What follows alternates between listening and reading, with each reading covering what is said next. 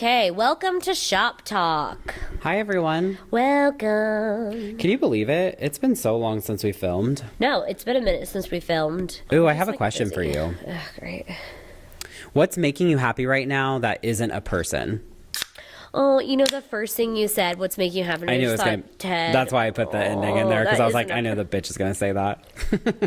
He makes me so... High Noon makes me happy. Okay. What Great. makes me happy right now? Her baby and alcohol. In that order, hopefully? You know, seasonal changes, like when it gets cooler after summer. Really?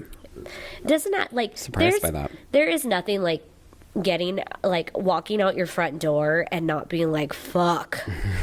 And it just being like, oh, this is nice. Mm-hmm. You know? Like, that's a great way to start your day. I used to hate summer, and now I am all about it. I just want to be outside all the time. Yeah. What's making you happy that's not a person?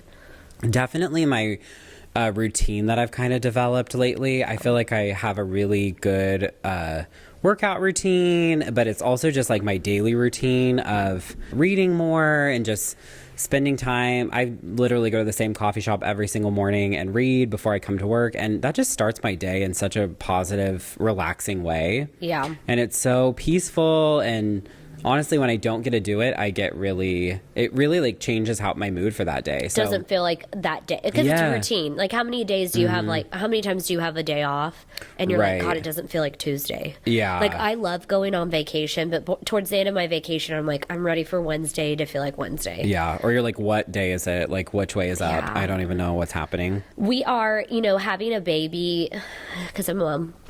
I'm going to talk about baby, but having a baby, and then just as I've gotten older, like, we need routine. Like, babies definitely need it, but I've noticed in my adulthood, I need routine. I like it. So I get it. That would make me happy too. What's the most important room in your house? Ooh. Why or why not? Support your answer. All of them, all of the above. You have to pick one. I'll tell you the least important. Okay. Our office. We have it set up to use it, and we never use it. The only time it gets used is privilege. Is when she's like the West Wing. Yeah. We just never really go there.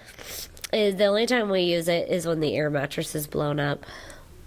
That Elaborate. Can we get an elaboration on that? Absolutely not. No. No. Like, Ted was sick, and so we were taking shifts, and so one person would sleep. We're at two different levels. What's the most important room of your house? Oh my God, probably our living room. We're just in it the most. That's where Ted plays. Interesting. I don't know. What's the most important in your house? Definitely my closet. Yeah, not my closet. Yeah, it just keeps my... Is it the messiest too? No, well, that's the thing. That's really the key here is when it's orderly and functioning, I'm orderly and functioning. And when it's out of control, I'm out of control. So that really does... So much of how I feel in a day, really, it comes from how I look. Which is so strange. I don't know. If I'm off and I don't like what I'm wearing, it definitely affects me. Well, or like if I don't feel good in it. Like if I look in the mirror, I'm like, oh, I don't like how I look in this. That definitely affects how I feel. It's like when your hair or your makeup's not done or... Ooh, you know what actually is so annoying? Is people who are like, oh, I fit in the same jeans as I did in high school. Like, these are the jeans I had in high school. Like, why are you still wearing the same fucking jeans you had in high school? Well, I had a pair of jeans from high school that I wore for 10 years until I ripped the crotch. But I ripped it in a weird way. Like, I ripped it horizontally across my crotch, which I don't even know how that happens. Probably from pulling it up. And I love those jeans, but I definitely cannot fit in them now. There's like people that actually still wear, like 20 years later, they're wearing the same jeans. Like, what?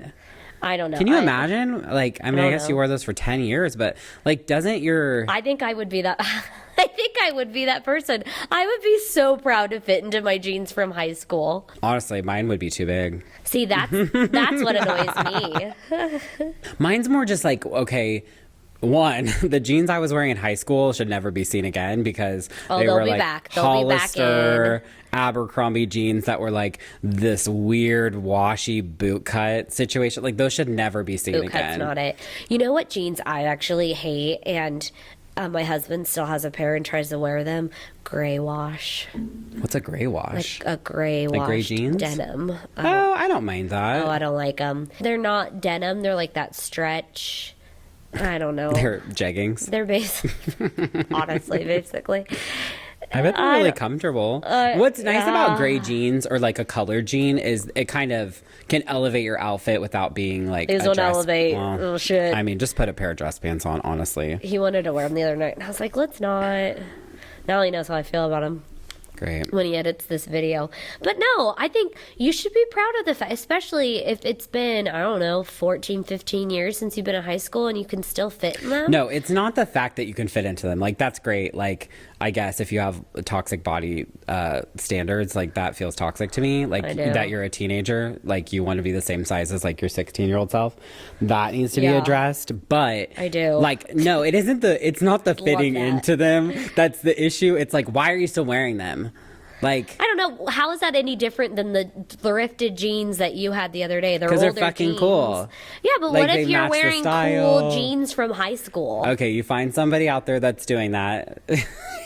Guys, go ahead and DM us those pictures of you in those, and we'll tell you if you look good or not. Yeah, don't ask Tanner because he's gonna say no. It's just stupid. Like, grow up. Okay, let's pivot because I have another thing that's just like so crazy to me. Okay, how are we not paying for email addresses? Like, how are they still free? Like, we pay for everything. Like, you have to have a subscription just to have more storage on your phone. Yeah, like, how are we not required to pay for like Gmail? Like, I'm like, Gmail's really missing an opportunity here. Like, 99 cents a month to get access to your email. Everyone would pay it. Yeah, everyone. That's true. Like, why are they not doing it? I want to know. That is interesting. Good call. I don't know. I was thinking about that the other day. Like, you can just get an email for free. Like, no one cares. Well, we also are paying for emails right now that we're not using, so we need. Dude, I was just thinking about that. I was like, I never set that up. I know, I didn't either. I know Clint went through all that work and. Poor Clint. Okay, let's jump right in. So this episode, you guys, is going to be all about bridal. So we're going to talk about bridezillas, momzillas, expectations you should have that we have. If you're a hairstylist, what you should be doing, and if you're not doing it, trials. Like, also grow up. Yeah, it's all about just like growing up today. Yeah, and like trailblazing. If you don't know what that is, go ahead and check out our last podcast. It's all about canceling. Episode 4. And why, you get charged if you cancel. Yeah. So.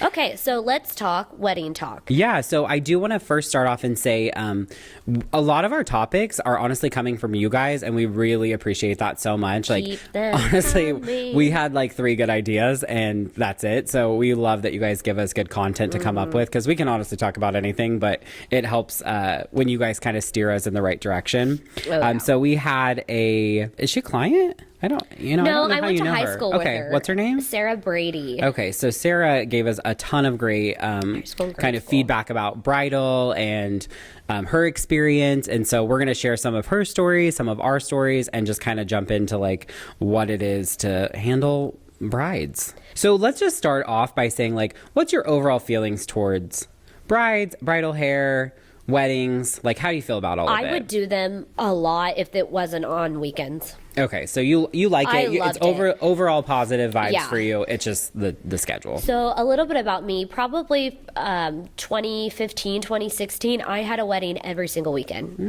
Like, I was doing them like crazy, and I was traveling a lot for them, all within Wichita. I did a few outside of Wichita. I went to Denver and did one. That was really neat. But yeah, that was fun. Yeah, so I did have a pretty heavy background in bridal. I stopped doing it just because I didn't want to dedicate my Saturdays to it.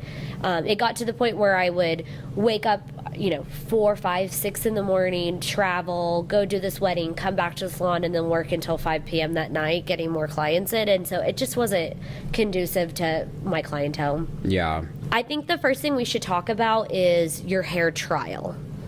Okay. And like what should be realistically happening in the hair trial. So a lot of questions brides always ask is when do you do a hair trial? Yeah. Do you feel like a hair trial is like 100% necessary? Yes, I do.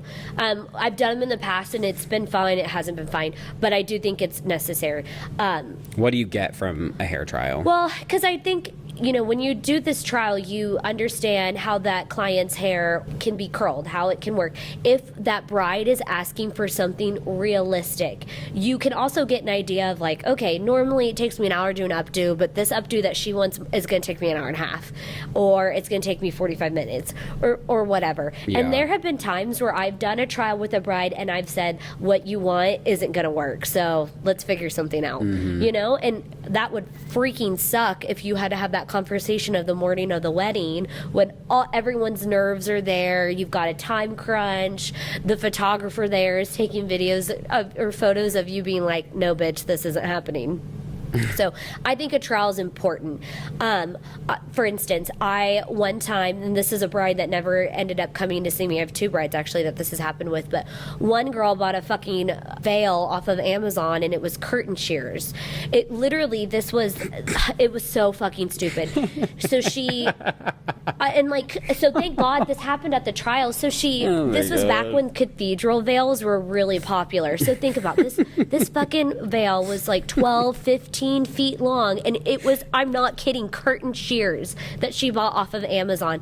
It had no lace, nothing, and it was heavy, and she didn't want an updo. Yeah. So she wanted her hair down. She had like 7 hairs. She wanted her hair down, and so there was absolutely nothing to support this 20-pound veil on the back of her head. How did you know it was curtains? Well, you opened the like packet, it's like in saran wrap that says like item number 3567 curtain shears 14 inches long, or like whatever, you 2 know, panels. Yeah.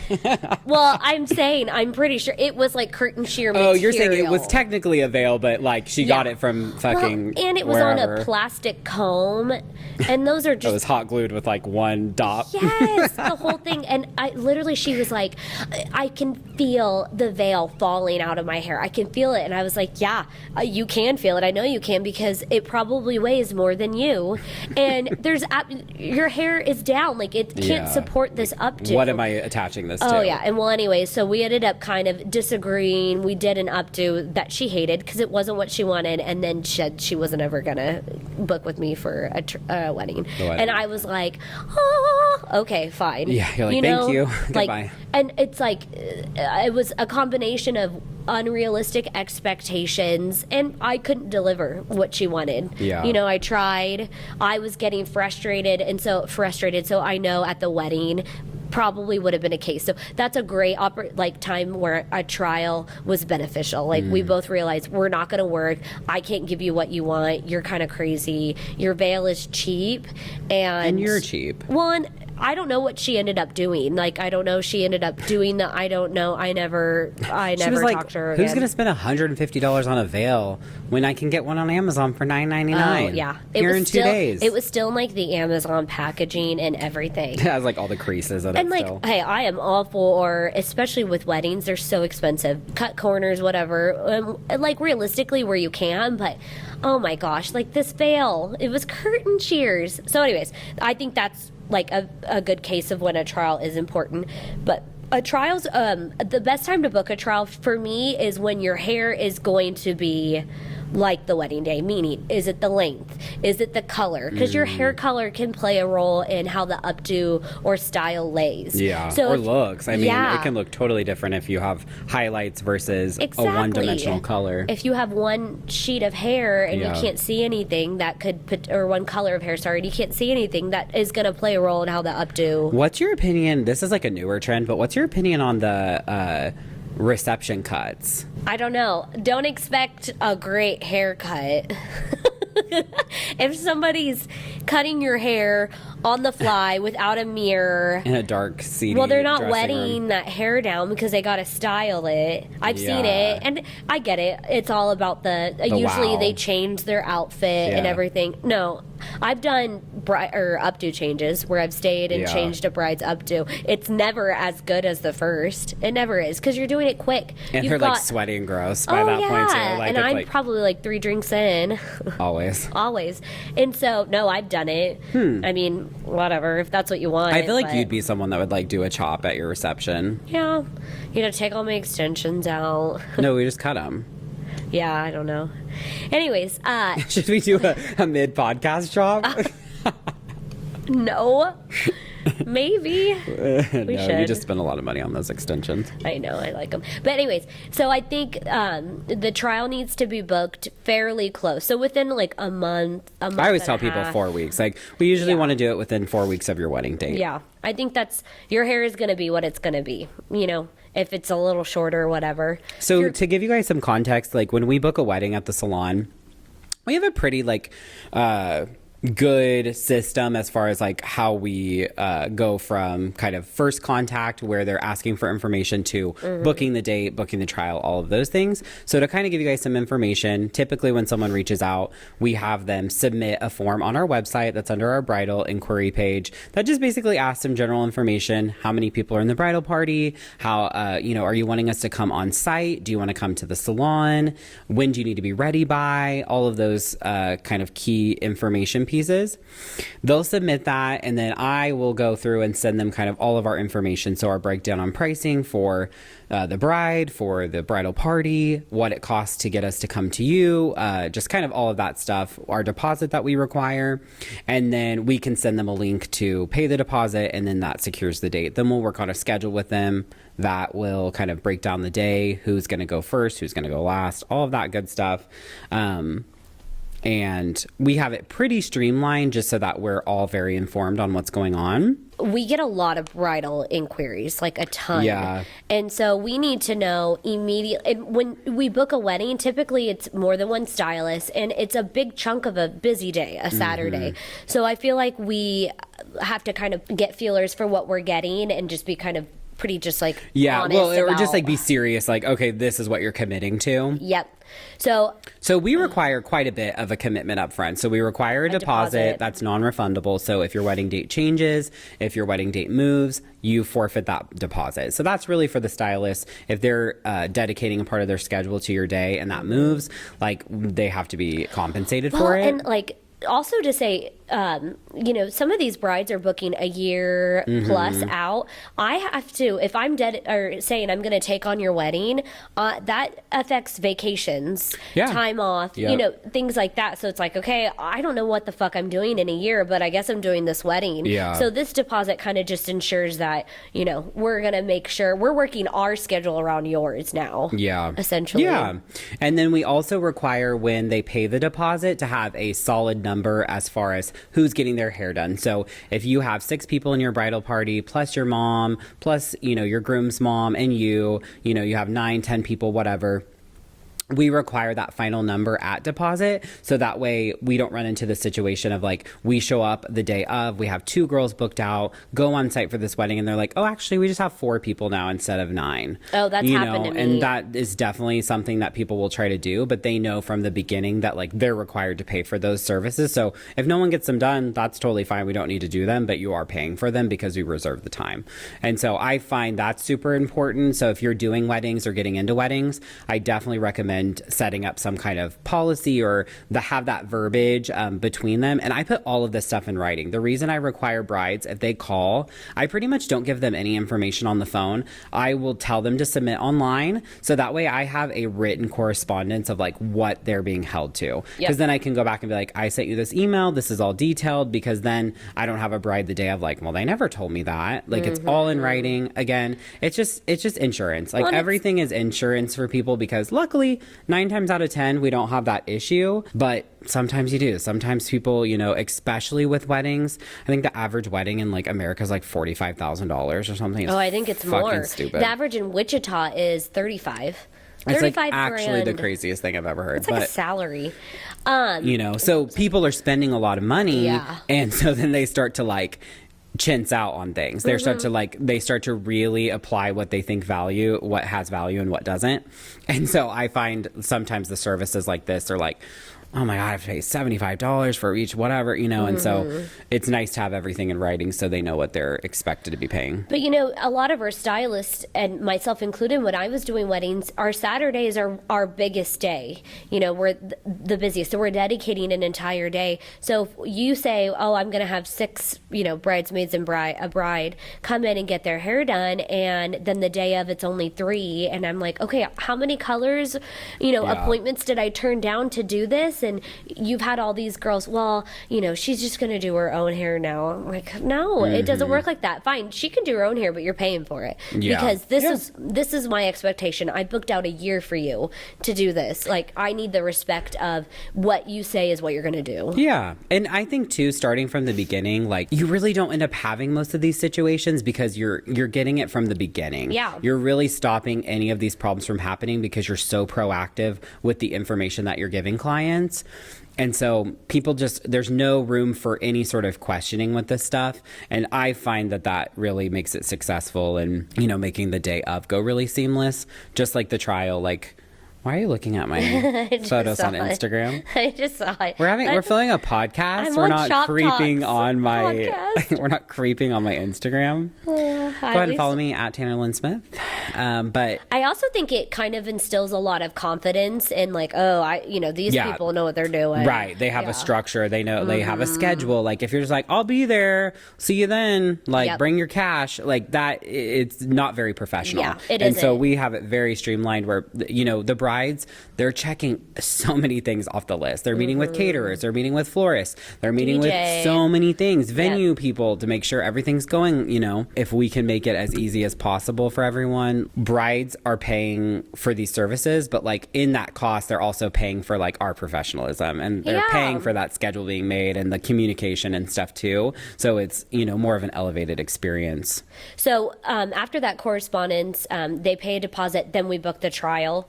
And so, like I said, trial is really good because you can get to know the client's hair, the bride's hair. The expectation that they have is something we can realistically deliver. I always tell brides to make sure like their color is going to be what it's going to be on the wedding day, length. So if you have a haircut scheduled, make sure it's before the trial. You know, I even tell brides, if they can get away with it, the best time to book a trial is the day of their final fitting for their dress. They can come in. It doesn't always work. Or makeup trial, like set up makeup and hair on the same day. If you can do all three of those on the same day, and I think it's just going to solidify that your actual day is going to be a lot more smooth. But I also tell brides to bring veils because, like I said, with curtain shear, bitch, putting that veil on, you're going to know how it feels. It's going to make the look feel more realistic of how you're going to be that day. I always had the bride put the veil on and walk in it so they can see how the veil feels and looks, because sometimes with an updo that's too low, the veil could fit too low or fit funky. I know a lot of brides are wanting to do the non-updo and effortless look, and their hair doesn't necessarily support the veil. So I want you to walk with that veil and make sure you're not going to be walking down the aisle just clenching your butt because you think that your veil's going to fall off. What's like the most overplayed wedding song? Oh, forever, ever, forever, ever, ever, forever. I literally don't even know what that song is. Forever, what is that? It's Usher on the dance floor. Forever, ever, ever. I've literally never heard this song. Yes, you have. No, the most overplayed wedding song I think is "All of Me" by John Legend. Oh yeah. Or what's that? Isn't there like a Jason Mraz song that's really overplayed? Forever, ever, ever. So fucking That's annoying. Usher. Forever on the dance floor. Na, na, na, na, na, na. Oh. Wow, Feels this is embarrassing. Okay, We can be okay. forever. Let's pivot a minute and Clearly. yeah, let's get off this. I want to read one of these stories that Sarah sent us because I just think it's funny and it'll be fun to weigh in on it. One last thing. Trials. I forgot. My God. Don't be rude. We're talking about brides. What okay, else? talk about. Tell us. No, tell story. us. What's the trial? Oh, no. It's fine. Go for it. No, it felt really important what you were going to. No, it wasn't. I think it's fucking annoying when mothers of the bride ask for trials. Yeah, well. Like this is not your day. Well, and that's the problem, though. That's the problem with everyone in a wedding. They're in front of people just as much as the bride is, but there's no attention or catering to them, if that I just makes think sense. like everyone thinks they're the most important person in the room. Yeah. And it's just like, I think mother of the bride struggle because Their mortality is thrown in their face. I think it's just a hard pill to swallow because you're paying for this entire wedding most of the time, so you're shelling out a lot of money. I think some mothers probably struggle with like their daughters getting married, and then I think they just struggle, like what you said, mortality. Like they feel like they're old and they're not as vibrant, but they're going to be in all these photos. So I can understand why they want a trial, but I'm with you. I think it's so frustrating. It's just stupid. Like I'm just like, oh my God. Like I hope when I'm older, I'm like as I get older, and I think you're like this too. Like we both have gotten lower maintenance in life. Yeah. Like we just don't need as much from people. We don't need as much reassurance. We don't need. It's like confidence. Yeah, like it's like you grow as a person, and it's like, how are you still like you're that insecure that like I don't know. I guess there is a level of like, I feel like you and we dress up a lot and we like care about the way we look, and so I on the flip side of that, we also are pretty confident in what we like, how we look. Like we know what we like, we know what we want to look like, and so there's no like. And we're going to deliver it. Like, does this look good? And we also don't have things about ourselves that we like are really insecure about. I don't know. Maybe that's what it is. Not our hair, at least. Yeah, but I think with some of these Mother of the Brides too, they've gone. A lot of them have gone to the same hairstylist forever and had the same style. So I think they kind of struggle seeing a new stylist completely. And so, and I'll admit, some of the younger stylists, they struggle with the mother of the hair. I feel like every mother of the bride, their one thing that they always say is, does it look like I'm trying too hard? Or does my updo look too young? By having a trial, you are trying too hard. Yeah. You heard it here first. Yeah, it's a struggle. I get it. And then the problem too is I feel like sometimes with these Mother of the Brides too, the bride and her mom, they're kind of getting irritated with each other, and then you're having to navigate that. It's hard for me when if you say the bride. I have a really hard time dealing with mothers when like the bride is super chill and the mom's not. Like I'm like, it's hard for me not to just want to shut down the mom and be like, we're not here for you. No. Like we're here for the bride, and if she's cool and we've got it together, like I don't care what you have to say. But I also 100% agree with you, but sometimes I feel for the mother bride because like I said, you're usually fitting the whole fucking bill. But like that, like I'm sorry, that's like giving a gift and expecting something back. Yeah. Like if you're going to pay for something, you have to do it with no strings attached, and like you can't be like you're not the puppeteer of this. Like just because you paid for it. I will tell you, probably every single Mother of the Bride that I've had a trial with has been a pill. So I totally agree with you. Well, and I one time had a Mother of the Bride who, she was so annoying.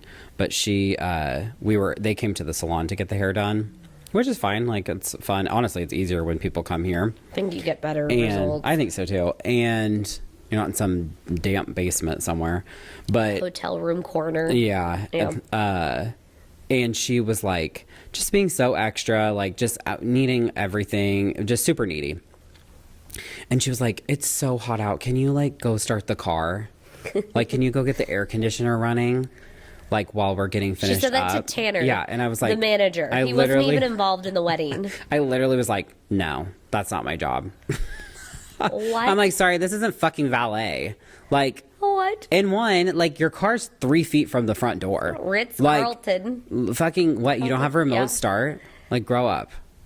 No, but it really, like, it was just like. I don't even know how you can ask that and like with a straight someone face, to be like, yes. Oh my God, please. What was she afraid of? Like her she didn't want to get fall? hot. I don't know. People are so bold. Like, why would you ask someone to do that? I don't know. It's bizarre. Oh, it's really funny. Okay, let's get into this story because I think it's fun. Well, we should point out that the first thing that Sarah said was to dispel the myth of your hair needs to be dirty in order for it. So that's another thing with the trial is I want to know, like, I prefer your hair to have a little product in it. So whether that be maybe you washed it that morning and put product in it. Here's the thing. If your hair has any oil or grease on, I don't care what day, do not come in with your hair like that because it's not going to hold the style. But people just think if their hair is dirty, it colors better. I don't know. I don't really know where that comes from. Yeah. I don't know. I think it really depends too on the person's hair. Like if you have like tons of hair and like you go like, say you wash every like 7 days because you just have like a ton of hair and it's not fun, it's like super coarse, whatever, like you don't really struggle with oil, like yeah, maybe you don't need to have clean hair, but like somebody who is like blonde, fine, has like 3 hairs on their head, like you need clean hair. Yeah. And so it's like I think it depends on the person, and it also depends on the stylist, like what they want, because to me, I'm like I like to create texture, and the style. yeah, like I like to create, like if I need something to have texture in the hair, like I would rather create it because I can control it versus like, oh, this is 3-day-old hair, you slept on it, there's a weird crease, like no, that doesn't, like now I'm correcting things where I'm having to use dry shampoo or whatever, like no, I want to control it. Like I can add texture to your hair, I can add product, like if I need to build something up. That exists now. When that myth probably started, there weren't products maybe, but maybe. I don't know. Anytime a bride says that, I always just say, if your hair has any oil in it, I want it clean. If there's any oil that is just going to completely ruin the overall effect, I'd rather it be clean and I can make it dirty. Like let me make it dirty or whatever, you know, like it is. So that is strange. That was the first thing she said, and we were like, wash your hair. Tell us more. Wash your hair, bitches. Watch it and wash it. Okay, so I'm just going to read what she said. So, my friends always ask me if I've ever had any crazy requests, and my go-to story is always that once a girl asked me for a Hailey Bieber bun. Naturally, the rest of the bridal party were doing half up, half down loose curls or loose romantic updos. So I confirmed she wants a middle part basically slicked down with a small bun at the nape of her neck. Yes, as small of a bun as I can make. So great. Gonna fit in real nicely. I think she's being sarcastic there because no one else is doing anything like this. Perfect. So this girl has mid-length hair, but on the thinner side.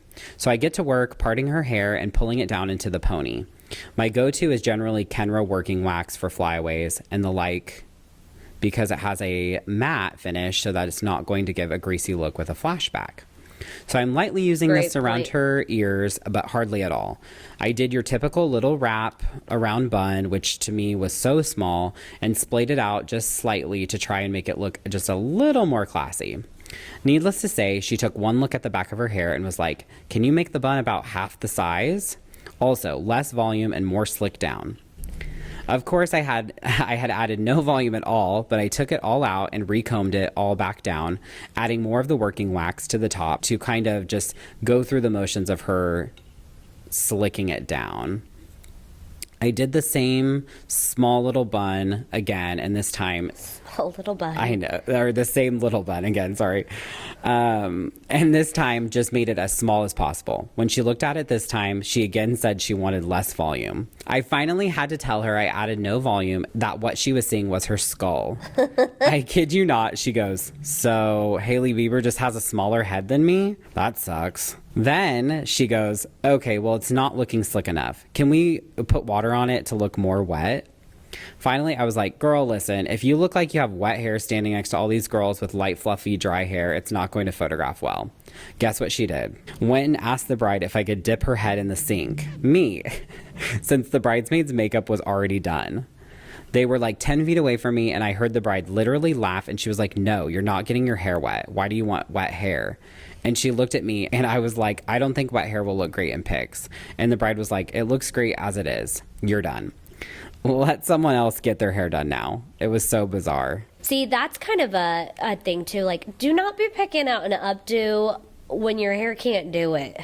Or just like, I'm like a wet look. I'm not against like giving your bridal party the freedom to choose what they want, but I do kind of understand like why brides have more of a uniform kind of choice when they go to like dresses and hair and makeup and stuff, because then you get these weird outliers. It's like your strange second cousin that your mom made you ask to be a bridesmaid, and then she wants some weird fucking thing. Yeah, she wants to look like Hailey Bieber, but she really looks just like, I don't know, fucking Avril Lavigne or something. It's just like. But it's, I mean, I've had plenty of brides and bridesmaids where I'm like, you want this slick look, but you've got 1,900 pounds of hair. Yeah. Like that, it doesn't work. Well, and for me, like, I should also say, I don't feel like I ever have a bridezilla. I've had bridesmaidzillas. They are always way more work to me than a bride. That's the thing, is the bride up until this point has had so much stress that they're just like shutting down. Yeah. Like they're like, give me a glass of champagne, give me a mimosa, give me one of those bagels over there, and like I'm just gonna chill because I don't have the energy to continue to stress about something, especially not hair. Yeah, it's just hard. I do feel like stylists sometimes get set up to fail, especially when they go on site to do makeup or hair, because you truly are dealing with like the worst, close to the worst conditions, like one outlet, cramped in a corner, a chair with a back on it, and your hair is longer than that, and a time frame, and a short time frame at that. Like, you really kind of struggle. Like, we're kind of set up to fail, and then you run into these cases where they want to dip their head in the sink because they've already had their makeup done. That's What just the hell? you deal with people's insecurities more than you realize when it comes to weddings. So one thing I also would like to point out too is we set up schedules with all of our brides. So once you've confirmed how many bridesmaids or people getting their hair done, we set a schedule, we shoot it out to you, you adjust where you need, and then our expectation is that you give that schedule to every person. You give it to the makeup artist, you give it to whoever. There have been so many times when I didn't have a schedule, and I would sit there and be like, okay, who's next, and no one was there, or they're all running behind, or blah blah blah. And especially if there's a makeup artist involved, because typically I find that makeup artists don't work with schedules, and so I want to make sure that at least I don't want to wait on to do somebody's hair because she's getting makeup done. I want to get in, do everyone's hair, and leave. I want to be as efficient as possible. What do you do though if like they're taking too long? I mean, hopefully, I've noticed when the schedule is instilled and the makeup artist has it, we're fine. But I think for me too, in the past, like I try to look for that. So if I notice a makeup artist is running behind, I'm asking, all right, like who's Mallory? Is that who I'm going to have next? Okay, I want to make sure. Okay, you're coming to me next, so don't go to makeup. Blah blah blah. Right. So as a stylist, we have to kind of bring Think that forth. forward. But it's great because a lot of times these brides will give the schedule to the photographer, so they kind of know, okay, great, I need to be in the room at 11 a.m. because the bride's she's gonna have her makeup done and she's gonna get hair, and we want photos of that. And that just is, that morning before you get married is so tight, and having this, it just gets it flowing. I'll never forget, I did a wedding years ago, and the bride, she had hired a friend to do the photography, and so I gave her a schedule. We're working, we're cramped in a church closet doing her hair, whatever. The photographer shows up and she goes, okay, where do you want me? And the fear in this bride's face when she realized like this photographer had no fucking idea of what to do because she essentially cheaped out on a photographer. Can't be cheap and picky. Well, and I don't think she was being picky, but I also just think that she just didn't think this through and thought, oh yeah, it's just photos, blah blah blah. So anyways, I told I was like, why don't you just go take pictures of the dress? And then I left. I was like, You're like, not gonna watch this train wreck. But I do think that having a schedule, using somebody that is professional, that has done this, it's worth it. Makeup artists need to be working with, if you are a makeup artist and you don't work with a schedule, I think you should. Makeup artists have way more things that they have to clean up and sanitize and blah blah blah. It's like, you should be working on a schedule. There was one time I did a wedding where I guess the makeup artist was going to do hair too, so I showed up to do my bridesmaids. The makeup artist was to do, I think, like 3 faces, and then she was going to do 2 heads of hair. She never even did any of the hair. I ended up doing the hair. Took that. I was like, yeah, I'll do it, but I'm charging you for that. And then she only ended up doing 2 faces of makeup. She didn't even do the 3rd one because she was running so far behind. She was that slow. And then at the end of it, she was like, I'd love to work on weddings with you. I was like, no, bitch, no. I'm never working with you again. You're awful. Cold place in hell before we work with you, bitch. Yeah, never did, never will. But anyways, it's like, you need a schedule. Yeah. Rant over. Thank you for coming to Lisa's TED Talk. Trial needs to be a month in advance. Have your hair how you want it, including like the dirtiness of it, the cleanliness for that day. I think a good client takeaway too is like, if you're pulling inspiration pictures from Pinterest online, always have that stuff, but also kind of recognize, like, if you're looking at photos of people that don't have similar hair texture, hair color, all of those things to you, you know, if you're pulling all these up styles that have a ton of blonde in them, but you have auburn hair or you have dark hair, you know, those are all going to translate differently. So it's like, I find there are a lot of people who will show this really pretty up style that has a ton of dimension because they have highlights, lowlights. This color really supports that style, but maybe they have all a solid one color, you know, situation going on. Yeah, like it's not going to look the same because those lighter and darker pieces are going to create dimension. And so, you know, you're not going to have that if you have one solid color. And so really kind of looking for photos of people that have the hair that you have. Or they'll, you know, how many times have people showed us pictures of like those like Russian like child brides? I don't even know like what they are. Like the gypsies. Yes, like it's like this like fucking hair and it's like hair for days. And these like people have like no hair. Well, and they have like, hair pieces in and... Yeah, it's like sprayed. It's like not to a person. Heaven. It's like it's not cute either, might I add. One thing too for with the photos, bring in photos of how you want the hair to lay around the face. Everything's in the back or even the side, and it's just like what people take photos of. Exactly, you know? But have take a couple photos, or at least have kind of the verbiage that you want to have, because the back is what you care about, but the front's really, the showstopper. That's where people get the most kind of picky about, is how it lays around the face, your hairline, like a side angle too, because like especially as like bridesmaids, a lot of it is going to be from the side because you're like watching the bride. And so if there's photos taken during ceremony, it's going to be from the side. So look at photos that way too. Start doing those like chin exercises. Oh God, yeah. I think also one last thing too is the trial isn't to like have your hair and love it, if that makes sense. Like in the trial, you're really gonna see if you like it, if you like the way it lays. It's not gonna be like the end all version. The trial, like a hair trial, is like trying on wedding dresses. Yeah. Like when you go try on wedding dresses, you may think like ball gown is it. Like I've always wanted to wear that, and you try them on and you hate them, and you end up getting something completely different silhouette style. And so it's literally the same. Like you may think you want Hollywood waves, and then we complete that on you, and it's not really the vibe that you're going for. It doesn't look the same, or you just can't really see the vision. Like the trial is essentially like what you were saying, is it's to try things out and to see like what looks good, what doesn't. And so we're making all of those discoveries before the wedding day, so that way when we're there, we kind of know a good benchmark to start. Exactly. And it's also the opportunity for you to build client or confidence in the stylist, that okay, no matter what, we're gonna figure it out together. We're gonna work through this.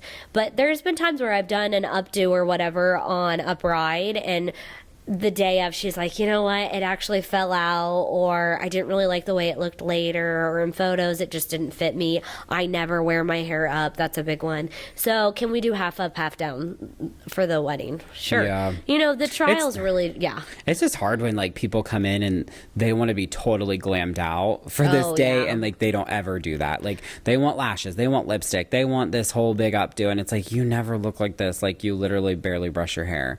Like, I think that's hard too. Yeah, it's like learn how to shower first. Like that's probably step one. That's your trial. And then glam. I had a bride one time, this is back when I used to do makeup, but I had a bride one time tell me no foundation. She would not wear foundation. Like any form of like coverage? No, like nothing, not even like a tinted moisturizer? Nope, none of that. Whoa. And her, big argument was that she doesn't wear foundation, which, okay, so that's kind of the opposite of what you're saying. Like you don't want to look like a complete different version of yourself. I get that, but damn, you need foundation. Well, and like understand, like, okay, you're also being filmed and photographed. Yeah. So there's a difference between like, oh, I want to look like myself. Like we can still use those things and make you look like you. Yeah. We're just going to make sure you don't look like, you should be 6 feet under. She wanted lashes. false lashes, talk about, but no like, foundation. what You a know, weirdo. I remember like, I cannot leave without putting foundation on you. Like, please. So we put it on, and then she was like, I just have to be outside to see it. So when we go outside, and she looks, and she's like, I just don't know. And I said, okay, why don't we just wear it for the rest of the day, and let's see. And so then on the wedding day, she said that was fine, but she wanted to apply. Oh my God, whatever, sure. You apply it. I don't care. I want to leave. Needless are to say, wild. yes, you want to look like yourself, but, you know, within reason. I remember when I was walking down the aisle just feeling like I feel so ridiculous. My hair, makeup, big dress. You're just like Dude, so out of your element. It's like a total clown show, honestly. It felt like it. It felt like just so, not like antiquated, but it felt just so bizarre. Dude, like you were like surreal. literally at a cattle call. Like, that's like what a wedding is. Like, it's literally just like, oh, we're selling this Selling her prime, off. this prime beef. Well, not prime no more. Well, and like everyone's looking at you and like with weird smiles, like, Yeah. and you're just like, what in your life have you ever done this? It's like public or speaking. will ever do it. Yeah, it's awful. So Weddings just like in general are like honestly such a strange thing. Like if you really break it down and think about it. for how like, traditional it is. Yeah, like it's so normal because it happens so much, but it's also like it's very strange. I'm kind of with you. And like, have you talked to a single bride that was like, ugh, I regret so much about, like, I feel like everybody regrets the choices that they make for their wedding. Or they have to compromise to please others, which Or it's like they have to spend so much money that like they end up not even having like a good party or whatever. I remember saying I blinked and I spent more money than I've ever spent in my, like, because that's how fast it is. Yeah. And then it's over and you're like, well, now what? Yeah. You know, like, Yeah. I don't have anything else to think about now because this has been my life for how many months. And it's sad too. Like so many people are so more like they're so much more worried about the wedding and not the marriage. Yeah. Well, Oh my God. that's another podcast. Yeah, that's a. You guys Or can go like, to- I don't know. There's been plenty of times where a bridesmaid's dropped out because they had a falling out with the bride for whatever reason. That's happened a few times. Which that sucks. Honestly though, like I'm like team bridesmaids because like Oh yeah. I feel like so often brides like ask so much from their bridal party. Oh yeah, it's very selfless. The amount of money you're spending, time off. It's honestly crazy. It's kind of just become like insane to me. I mean, it's an expectation that once you sign on to be a bridesmaid, which you could always say no. However, how can you say no with like a box of all your favorite candy, an engraved a tiny wine, prosecco, engraved wine glass with a butterfly coming Yeah, out of literally. it? Like, are you gonna say no to that on the spot while you're getting filmed? Probably will. not. You know. So then once you say yes, I mean, you're signing on to probably a bachelorette out of town, flights, hotels, a gift for the bride out of many, all your outfits because they're all themed nights when you go out, all the drinks and dinner. I mean, you're talking well over $1,000 right there. So you're signing on to that. You're signing on to, you're probably have to spend $200-$300 on a fugly dress and a color that does. You can shorten it and wear it again. Yeah. Why is that a joke? Like, why do people always say that? because they do people always do say that? Well, they used to say that. You can shorten it and wear it again. Like, why? Like, why don't is that a know. thing? Well, and it's like, I mean, how many times have you seen bridal parties where it's like, okay, clearly the bride didn't think about any of the bridesmaids because none of them can wear any of the appropriate undergarments for their dress. Their boobs are touching their belly buttons. It's too long. It's so strange. Like, honestly, it's just like one of those things we've done it for so long that it feels normal. But really, when you break it down, you're like, this is so weird.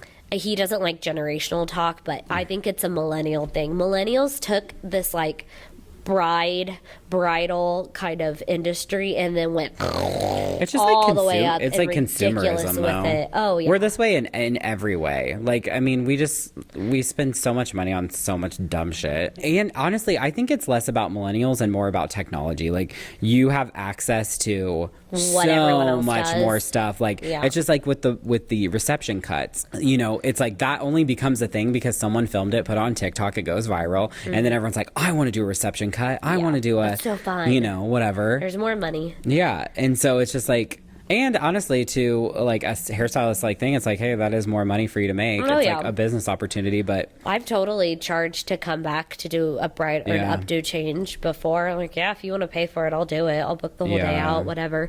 But No, it has, in my opinion. I remember when I was planning everything, my mom was like, "Well, I'll give you the budget that I had, $1,000," and I was like, You're like, yeah, this is 1943. "I didn't even Mom. cover my dress." And you're like, "Hey, what? I'm not gonna argue with how much money you're gonna give me, but that just wasn't a thing back then. You got married in the church hall, and all your sisters were your Literally. bridesmaids, and I just quoted someone the other day $500 for a travel fee because they wanted us to come.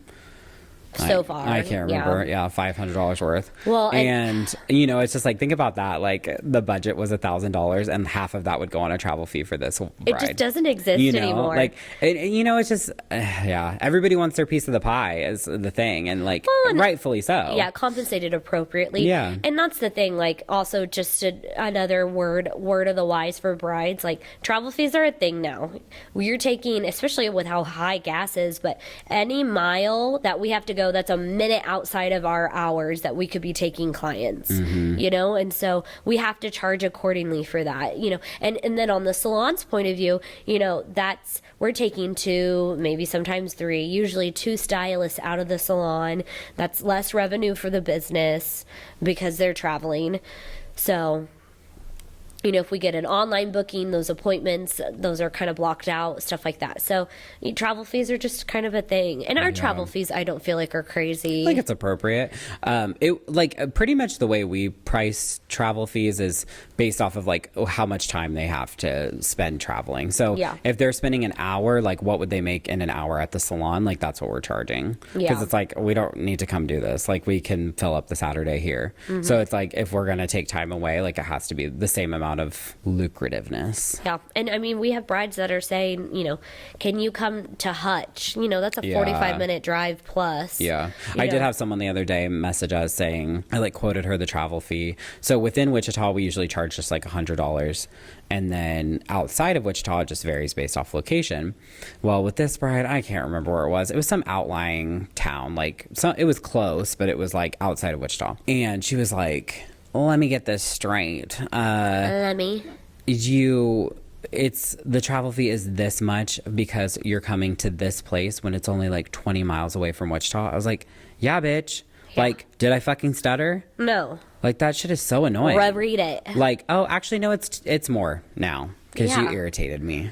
Well, Kidding. But can you imagine like going to the doctor or like you have to have heart surgery and they're like, oh, 10,000. I think we should do it for 8. Let me get this straight, because you're opening up my chest and playing with my heart. Like you just have to like plug a few holes up. I guess my big question too to all of that is why are you questioning it? Like, these are our policies.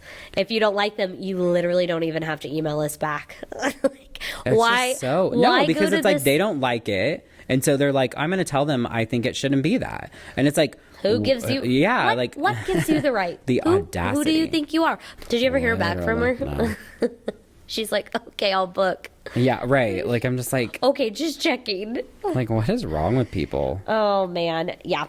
And I can understand to a certain extent where brides get kind of frustrated with how ridiculously expensive, not hair, but just the whole bridal industry as a whole goes to. But it's priced the way it is for reasons. Well, it's like we're not extorting you. No. Like, I mean, literally, like, we're charging, like, our time is valuable and we set a price for that just like everyone does. Like, you know, it's like, can you imagine someone at your work like coming in and saying, oh, like, you're not really worth that. Like, you're not really worth what your salary is. Like, we should probably knock that down a bit. It is very like, that would feel so disrespectful. And people it's like, so subjective. Yeah. Like, it's like, of course, like, you may not find value in it. That's totally fine. Then just move on. Yeah. Like, don't there's be plenty of people at some low-lying, great clips, sketchy place kidding. That, oh my God, I saw a TikTok the other day and it was like this woman and she's like crying and she's like, people 60 and older, like, that is the last good generation.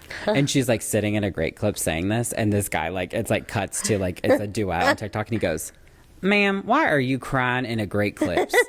You need to get your shit together. Like, he just like totally goes in on her. Older. Like, he's like, get your shit together. And you know, like I am against generational talk.